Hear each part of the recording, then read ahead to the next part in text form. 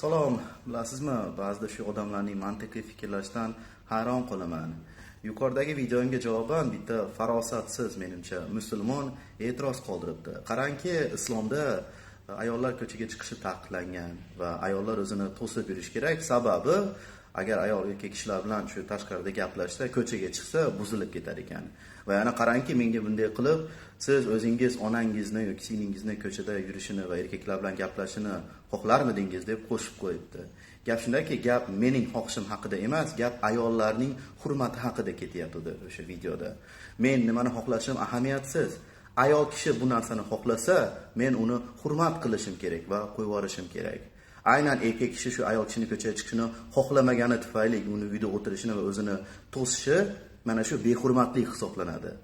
Shuni ham tushunmaysiz. Ya'ni siz hurmat sifatida ayollarni urasiz ekanda, hurmat sifatida 4 ta ayolga uylanasiz ekanda,